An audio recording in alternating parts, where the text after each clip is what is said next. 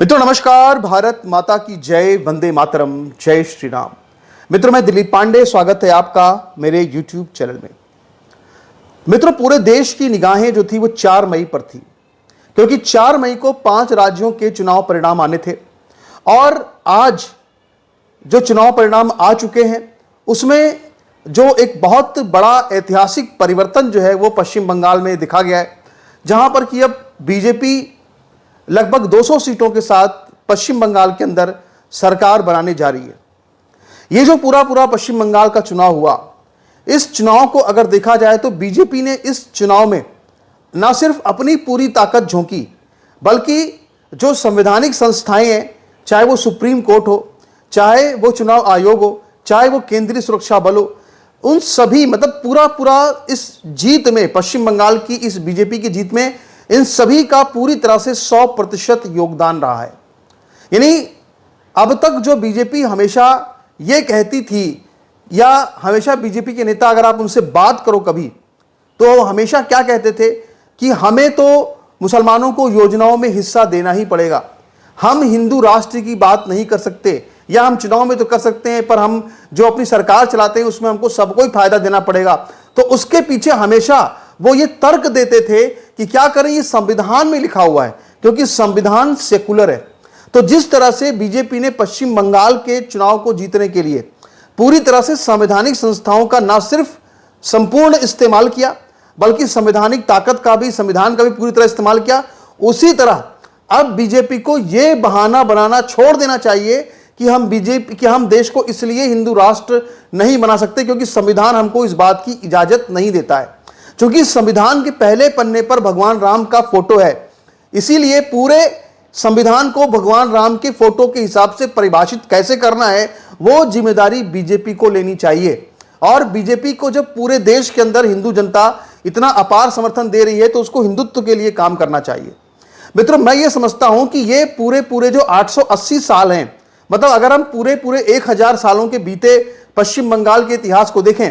तो आज से लगभग 880 साल पहले 1204 ईस्वी में एक बख्तियार खिलजी नाम के मुस्लिम सेनापति ने पश्चिम बंगाल के नदियां में पहली बार जो है आक्रमण करके पश्चिम बंगाल के अंदर इस्लामी शासन की, या बंगाल के अंदर इस्लामी शासन की एक नींव डाली थी। और ये जो नींव डाली, इस इस्लामी शासन की नींव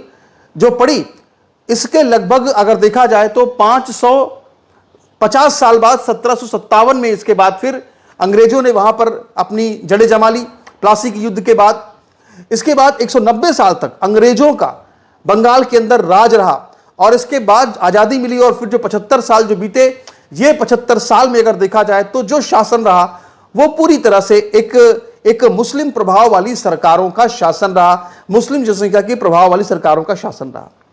वैसे बीजेपी आज अपने सभी राज्यों में, अगर हम यूपी को छोड़ दें, अगर हम असम को छोड़ दें, तो लगभग सभी राज्यों में वो मुस्लिम तुष्टीकरण भी कर रही है। खुद केंद्र सरकार भी मुस्लिम तुष्टीकरण कर रही है खुद, और लगभग सभी राज्यों में मुसलमानों को उनकी आबादी से कहीं ज्यादा अनुपात में सरकारी योजनाओं का लाभ भी जो है वो बीजेपी सरकार दे रही है।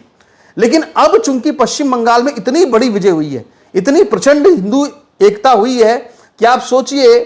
कि लगभग वहां पे 25 से 30% हिंदू मुसलमान होने के बावजूद भी वहां पे लगभग 80% हिंदुओं ने इतना एकजुट होकर मतदान किया कि वहां पे सरकार जो है वो बीजेपी की उन्होंने बना दी। तो अब बीजेपी को ये चाहिए कि वो ये सबसे बड़ा, सबसे अच्छा मौका है कि बीजेपी पूरे देश के अंदर में एक तरह से घर वापसी का कानून बना करके सरकारी तौर पर देश के अंदर घर वापसी कराए और देश को जो है वो टूटने से बचाए। क्योंकि सिर्फ चुनाव जीतने से कुछ नहीं होता है, चुनाव जीतने के अलावा आपको जमीन पर काम भी करके दिखाना चाहिए। आप ये नहीं कह सकते कि आपको हिंदुओं ने समर्थन नहीं दिया, आपको हिंदुओं ने संपूर्ण समर्थन दिया है। और जब आप जो है संविधान को पूरी तरह से हिला करके, आप संवैधानिक संस्थाओं का पूरा सदुपयोग करके, 100% सदुपयोग करके सुप्रीम कोर्ट से चुनाव आयोग तक जब आप पश्चिम बंगाल में चुनाव जीत सकते हैं, तो आप सुप्रीम कोर्ट से लेकर के हर तरह की जितनी एजेंसियां हैं, संविधान की ताकत का इस्तेमाल करके आप हिंदू राष्ट्र की तरफ देश को क्यों नहीं मोड़ सकते। अब आप जो है ये बहाना बनाना छोड़ दीजिए कि हम क्या करें, संविधान सेकुलर है इसलिए हम हिंदू राष्ट्र नहीं बना सकते। तो ये जो इतनी बड़ी 880 सालों के बाद जो इतनी बड़ी एक विजय मिली है, तो मेरा ये मानना है कि इस परिवर्तन के लिए हिंदू जनता को एक घर वापसी का कानून बना करके उनको एक गिफ्ट देना चाहिए, जो मैं समझता हूं कि सबसे जरूरी बात है। तीसरा सबसे बड़ी बात यह है मित्रों कि पश्चिम बंगाल में अब बीजेपी जीत चुकी है, तो जाहिर सी बात है कि आज अगर देखा जाए तो पूरे चुनाव प्रचार में ना तो कहीं अंबेडकर का नाम लिया गया, ना तो कहीं वहां पे जय भीम का नारा लगा, ना तो वहां पे कहीं अंबेडकर की मूर्ति लगाने का वादा हुआ, ना वहां पर कहीं सिर्फ जय श्री राम का नारा लगा, सिर्फ हिंदुत्व की बात हुई। जब आप देख रहे हैं कि पूरी तरह से हिंदुत्व के मुद्दे पर चुनाव जीता गया है, तो मेरी अब यह प्रार्थना है, एक तरह से रिक्वेस्ट है बीजेपी की सरकार से कि आप अब जो है पश्चिम बंगाल के अंदर कम से कम अंबेडकरवाद की बात मत कीजिएगा, भीमवाद की बात मत कीजिएगा। वहां पर कोई मूर्ति अंबेडकर की नहीं लगनी चाहिए, वहां पे रास्ता सड़क अंबेडकर के नाम पे नहीं होनी चाहिए, क्योंकि आपने चुनाव जय श्री राम के नाम पर जीता है। और मैं आपको ये चेतावनी देना चाहता हूं कि अगर आपने ये गलती करी तो पश्चिम बंगाल एक ऐसा राज्य है जहां पर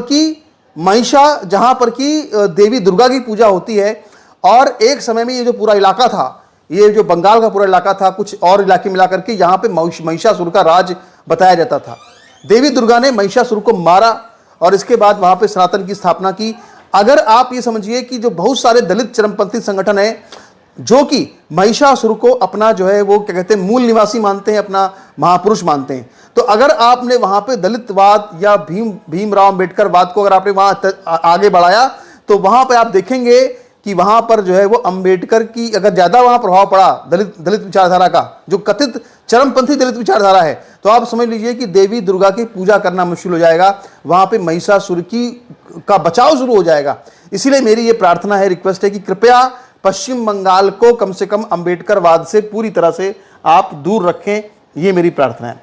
इसके अलावा एक और बड़ी बात मैं ये समझता हूं मित्रों कि बांग्लादेश की जो घटनाएं हुई, जिस तरह से वहां पे लोगों को जलाकर मार दिया गया, बांग्लादेश की जो घटनाएं हुई, उन घटनाओं से साबित होता है कि जो हिंदू जनमानस है पश्चिम बंगाल का, उसके पूरे मन पे एक बहुत बड़ा प्रभाव, एक बहुत बड़ा असर पड़ा है। और मेरा यह मानना है मित्रों कि इसीलिए पश्चिम बंगाल में इतने बड़े पैमाने पर हिंदुओं ने एकजुट होकर वोट दिया है। तो मेरा भैया ये कहना है सीधे सीधे कि ये इससे अच्छा मौका नहीं मिलेगा। आप पूरे देश को जो है लव जिहाद से, इस तरह के संकटों से मुक्त कीजिए। अब देखिए ईसाईवाद भी बढ़ रहा है। तमिलनाडु के अंदर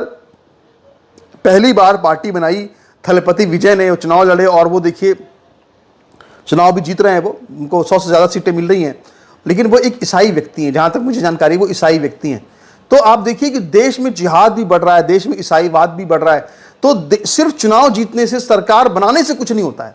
जमीन पर जो है वो आप क्या काम कर रहे हैं, ये बहुत इंपॉर्टेंट होता है, ये बहुत महत्वपूर्ण होता है। इसीलिए मेरी एक बार फिर से ये प्रार्थना है, अपील है कि कृपया अगर आपको इतने बड़े पैमाने पर पूरे देश के अंदर, कश्मीर से कन्याकुमारी तक, गुजरात से बंगाल तक, अगर आपको इतना बड़ा, अगर आपको हिंदू जनता का प्रचंड सपोर्ट मिल रहा है, अगर हिंदू जनता जात पात से ऊपर उठ के आपको हिंदुत्व के नाम पर वोट कर रही है, तो हमारी आपसे कहना है कि आप जो है वो संघ की जो प्रार्थना थी कि तोया हिंदू भूमि सुखम वर्धितो हम, तो जो हिंदू भूमि की बात बार बार आरएसएस की प्रार्थना में की गई है, सिर्फ उसी हिंदू भूमि, उसी हिंदुत्व के मुद्दे पर आपको काम करते हुए आपको देश में ऐसे कानून बनाने चाहिए जिससे कि देश में जो घुसपैठ है खत्म हो, घर वापसी हो, लव जिहाद पूरी तरह से खत्म हो। हम आपसे यही रिक्वेस्ट करते हैं, ठीक है। और हमें पूरा विश्वास है कि आप इस पर कोई काम नहीं करेंगे, हमको ये पता है। लेकिन आज फिर भी हम आज इस मौके पे वो सभी लोग पश्चिम बंगाल के, वो सभी बीजेपी के कार्यकर्ता, संघ के कार्यकर्ता, जिनको कि एक बहुत मतलब कि भीषण चुनौती से गुजरना पड़ा, और उस वक्त तो उनको पता भी नहीं था कि बीजेपी के अंबेडकरवाद का कितना को प्रभाव होगा, वो कितने संघर्ष किया उन्होंने अपने प्राण तक बलिदान कर दिए। तो इस मौके पे मैं उन सभी को जो है आज श्रद्धांजलि देता हूँ और भगवान से ये प्रार्थना करता हूँ कि उनकी आत्मा को आज शायद शांति मिली होगी। और दूसरा ये कि पश्चिम बंगाल के अंदर हिंसा कभी भी हो सकती है, तो वहाँ पे सरकार बनने जा रही है, तो वहाँ पे बहुत